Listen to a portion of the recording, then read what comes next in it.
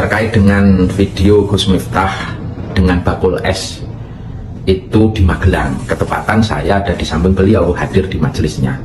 Saya waktu itu melihat itu spontan, bagian dari komunikasi Gus Miftah dengan bakul, dengan jamaah, ya guyonan biasa. Assalamualaikum warahmatullahi wabarakatuh. Hamdan wa syukran lillah, sholatan wa salaman ala rasulillah, amma ba'd.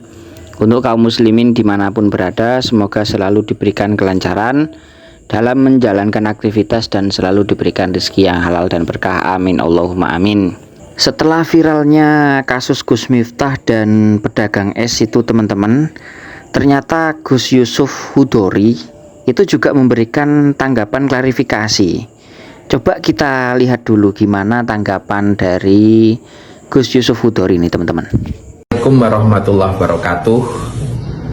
Terkait dengan video Gus Miftah dengan bakul es itu di Magelang. Ketepatan saya ada di samping beliau, hadir di majelisnya. Saya waktu itu melihat itu spontan, bagian dari komunikasi Gus Miftah dengan bakul, dengan jamaah, ya guyonan biasa. Toh Gus Miftah juga sering borong bakul-bakul es seperti itu, ngelarisi jajanan-jajanan punya jamaahnya. Jadi itu ya wajar-wajar saja. Jadi tolong jangan dipotong videonya, atau sekali-kali jenengan datang di majelisnya. Nah itu dia teman-teman tanggapan klarifikasi dari Gus Yusuf Hudori. Ini sebelum adanya klarifikasi Gus Miftah ya, ini ya videonya Gus Yusuf Hudori ini. Sebelum kita bahas, salam takdim untuk Gus Yusuf Hudori ya. Nah ini tadi kita sudah nyimak bareng-bareng bahwa katanya Gus Yusuf tadi bahwa memang Gus Miftah itu biasa bercanda dengan kata-kata yang seperti itu. Dan itu adalah bentuk komunikasi, bentuk taktik dakwah dari Gus Miftah lah, saya bahasakan begitu. Saya pribadi justru malah kelihatan aneh. Jadi seorang pendakwah di majelis ilmu, kemudian cara membangun interaksi dan komunikasi dengan jamaah menggunakan kata-kata kotor, menggunakan kata-kata mengumpat, mengejek dan yang lain-lain, itu menurut saya malah bukan hal yang biasa-biasa, malah justru aneh begitu loh. Kenapa kok saya katakan aneh? Karena kan dalam berceramah, dalam kajian, pada prinsipnya adalah mengajarkan kebaikan. Tapi kok apa yang kita sampaikan dan cara membangun interaksi harus menggunakan kata-kata yang tidak baik? Ini kan berbanding terbalik dengan isi materinya. Itu yang saya sebut aneh. Kemudian misalnya lain dari sudut pandang yang ringan saja, antara Gus Miftah dan juga bapak-bapak penjual es, menurut saya ketika dilihat dari raut wajah sepertinya lebih tua daripada penjual es. Ini juga sudah tidak menunjukkan cara beretika yang baik. Padahal yang diajarkan ya mestinya kan kita beretika yang baik, itu seperti itu. Terus lagi klarifikasi dari Gus Yusuf itu mengatakan bahwa Gus Miftah sering kok memborong dagangan dari para penjual es. Loh, ya bukan berarti karena Gus Miftah itu sering borong, perilaku Gus Miftah yang seperti ini kemudian dilegitimasi. Itu nggak ada sangkut pautnya, Gus. Ya kalau misalnya memang Gus Miftah sering borong ya sudah, alhamdulillah. Tapi bukan berarti kemudian bisa melegitimasi kata-kata yang tidak baik. Meskipun bapak-bapak ini mungkin dari sudut pandang yang lain salah, karena menjual es pada saat pengajian berlangsung dan sampai ke area depan begitu. Kalaupun memang perkataan Gus Miftah ini mau kita kategorikan sebagai candaan, nah oke lah kita kaji teman-teman. Ini ada keterangan di dalam kitab Ihya Ulumuddin juz 3 ya, kalau nggak salah tadi, Shahifah 124. Memang candaan itu ada yang diperbolehkan asalkan tidak mengandung unsur iza, tidak mengandung unsur bohong, tidak menyakiti orang lain, tidak ada unsur penipuan dan yang lain-lain. Sehingga Imam Ghazali itu mengutip salah satu hadis ya. Qala Rasulullah Shallallahu alaihi wasallam pernah bersabda, "Ini la amzahu wala aqulu illa haqqon." Sungguh diriku itu pernah bercanda wala aqulu illa haqqon, dan aku tidak berkata kecuali perkataan yang benar. Oke, dari dawuh Rasulullah Shallallahu alaihi wasallam yang ini teman-teman, ternyata kita mendapatkan angin segar.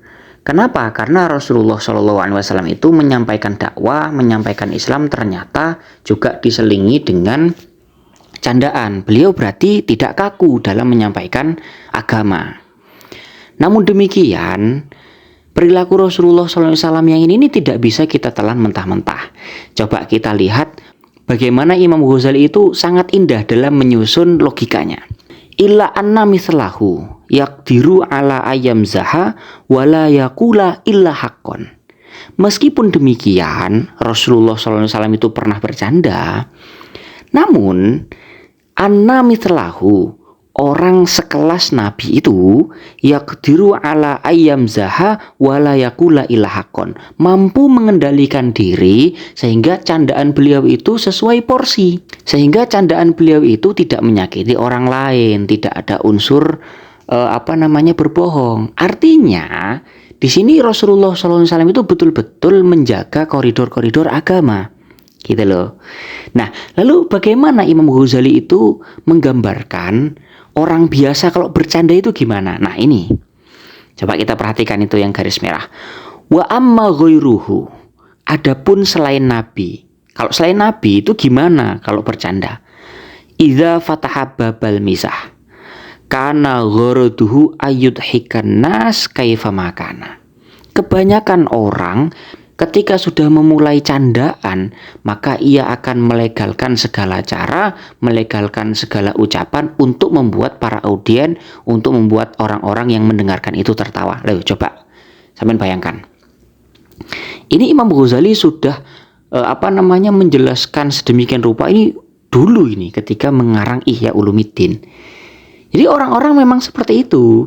Kita kalau misalnya bercanda, pasti kita nggak memikirkan efek dari apa yang kita ucapkan. Nah begitu. Sehingga ketika kita sudah mengetahui bagaimana candaan yang baik, ya jangan sampai ada menyakiti hati orang lain, jangan ada unsur bohong, jangan ada ghibah dan lain-lain. Maka ketika kita bercanda kemudian ditegur karena kita salah, misalnya terlalu berlebihan, ya maka harus menerima. Jangan anggap itu hal yang biasa-biasa saja.